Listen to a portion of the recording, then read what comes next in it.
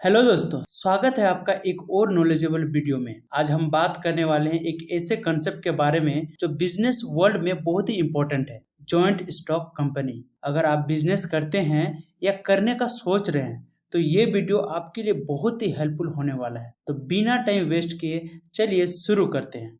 तो सबसे पहले समझते हैं कि जॉइंट स्टॉक कंपनी होती क्या है। A joint stock company is a organization where people pool their capital to form a business with a common goal। यानी एक जॉइंट स्टॉक कंपनी वो होती है जहाँ पे एक या एक से ज्यादा लोग मिलके बिजनेस चलाते हैं और प्रॉफिट या लॉस शेयर करते हैं। इस कंपनी का कैपिटल डिफरेंट शेयर होल्डर के बीच डिवाइड होता है जो स्टॉक या शेयर के रूप में होते हैं। सिंपल शब्दों में ये एक ऐसी कंपनी है जिसमें कई लोग इन्वेस्ट करते हैं और उनके बदले उन्हें कंपनी के शेयर मिलते हैं। ये शेयर्स उन्हें कंपनी के प्रॉफिट और लॉस में हिस्सा बनाते हैं। Joint stock company large scale project के लिए सुटेबल होती है जहां पे एक आदमी पूरा कंपनी का प्रोजेक्ट कॉस्ट एफर्ट नहीं कर सकता है। चलिए इस कंसेप्ट को थोड़ा और डिटेल में समझते हैं। जॉइंट स्टॉक कंपनी का मतलब होता है साझा पूंजी वाली कंपनी। इसका मतलब ये है कि कई लोग मिलकर एक बिजनेस शुरू करते हैं और उसमें पैसा लगाते हैं। ये लोग शेयर होल्डर्स कहलाते हैं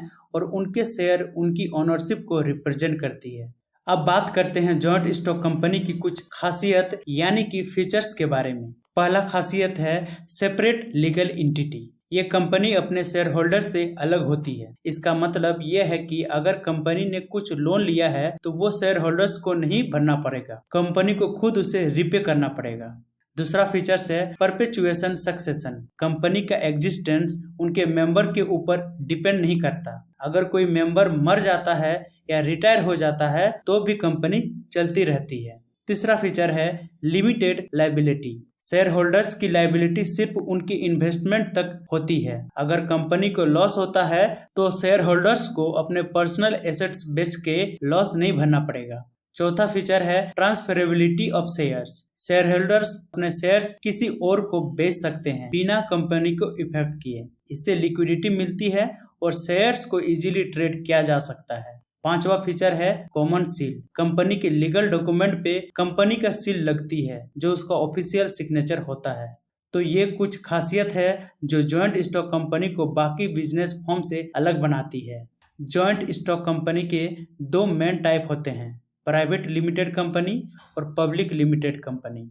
प्राइवेट लिमिटेड कंपनी ये कंपनीज प्राइवेटली ओन होती है और इनके शेयर्स पब्लिकली ट्रेड नहीं होते हैं। ये कंपनी 2 से 200 मेंबर के बीच हो सकती है। एग्जाम्पल के लिए अगर आपका एक छोटा फैमिली बिजनेस है जिसमें सिर्फ आपके फैमिली मेंबर्स इन्वेस्ट कर सकते हैं तो वो प्राइवेट लिमिटेड कंपनी हो सकता है। दूसरा पब्लिक लिमिटेड कंपनी। ये कंपनी पब्लिकली ओन होती है और इनके शेयर्स स्टॉक मार्केट में ट्रेड होते हैं। इनके मिनिमम 7 मेंबर होते हैं और मैक्सिमम का कोई लिमिट नहीं होती है, जैसे कि रिलायंस, टाटा एटसेट्रा। ये सब पब्लिक लिमिटेड कंपनी है। ये क्लासिफिकेशन मेनली ओनरशिप और शेयर्स के ट्रेडिंग के बेसिस पर है।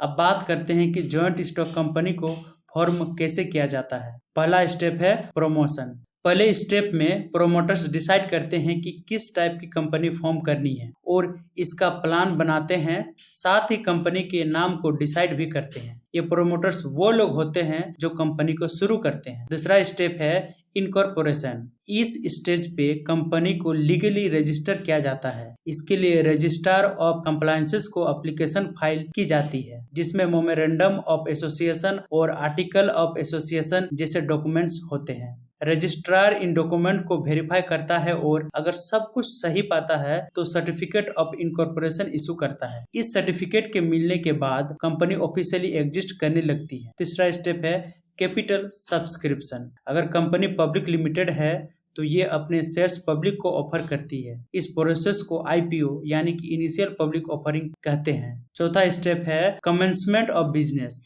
जब कंपनी को मिनिमम सब्सक्रिप्शन मिल जाती है और रजिस्ट्रार से certificate of commencement of business मिल जाता है तब कंपनी अपना बिजनेस ऑफिशियली स्टार्ट कर सकती है। ये 4 स्टेप फॉलो करके आप एक जॉइंट स्टॉक कंपनी फॉर्म कर सकते हैं। अब सवाल ये उठता है कि जॉइंट स्टॉक कंपनी का स्ट्रक्चर कैसा होता है। हर जॉइंट स्टॉक कंपनी का एक बोर्ड ऑफ डायरेक्टर होता है जो कंपनी के मैनेजमेंट और ऑपरेशन को ओवरसी करता है। ये डायरेक्टर शेयर होल्डर द्वारा इलेक्ट किए जाते हैं। बोर्ड ऑफ डायरेक्टर कंपनी के पॉलिसीज बनाता है और इंश्योर करता है कि कंपनी लीगल और इथिकल तरीके से काम कर रही है। डायरेक्टर अलग अलग डिपार्टमेंट को लीड कर सकते हैं, जैसे finance, marketing, production etcetera.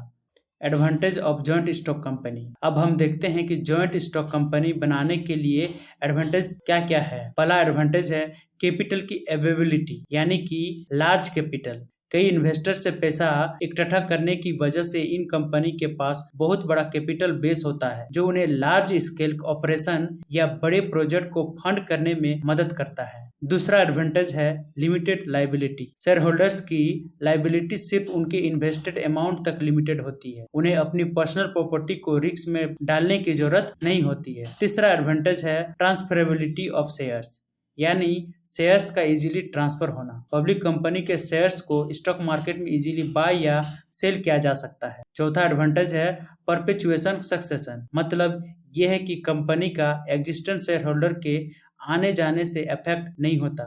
Company एक सेपरेट लीगल एंटिटी होती है जो अपनी कंटिन्यूटी मेंटेन कर सकती है, इसलिए वो लंबे समय तक चलती है। पांचवा एडवांटेज है प्रोफेशनल मैनेजमेंट। लार्ज कंपनी के पास प्रोफेशनल मैनेजमेंट होते हैं जो कंपनी को एफिशिएंटली मैनेज करते हैं। सिक्स्थ एडवांटेज है शेयर होल्डर्स राइट्स।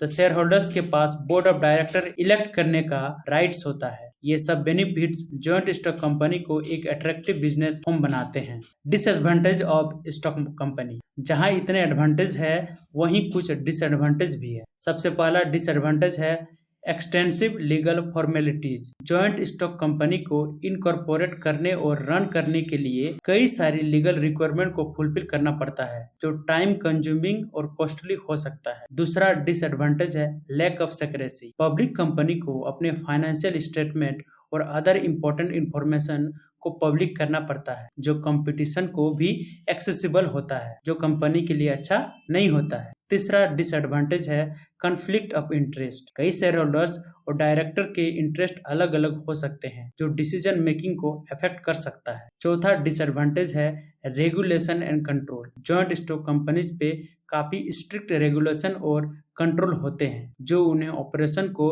रेस्ट्रिक्ट करते हैं। पांचवा डिसएडवांटेज है डबल टैक्सेशन। किसी कंपनी की इनकम और डिविडेंड डिक्लेयर करने से शेयर होल्डर्स पर डबल टैक्सेशन लागू होता है। इन डिसएडवांटेज को भी ध्यान में रखना जरूरी है जब आप जॉइंट स्टॉक कंपनी बनाने का प्लान करते हैं। तो दोस्तों, आज हमने समझा कि जॉइंट स्टॉक कंपनी क्या होता है, इसके टाइप्स, स्ट्रक्चर, एडवांटेज और डिसएडवांटेज। साथ ही हमने ये भी देखा कि एक जॉइंट स्टॉक कंपनी को कैसे फॉर्म किया जाता है। उम्मीद है आपको ये वीडियो पसंद आई होगी और आपके लिए इंफॉर्मेटिव रही होगी। अगर आपको ये वीडियो पसंद आई हो तो लाइक बटन जरूर दबाएं, अपने दोस्तों के साथ शेयर कीजिए और हाँ, चैनल को सब्सक्राइब करना मत भूलिएगा ताकि आपको ऐसे ही नॉलेजेबल वीडियो मिलता रहे। Thank you for watching. Happy investing.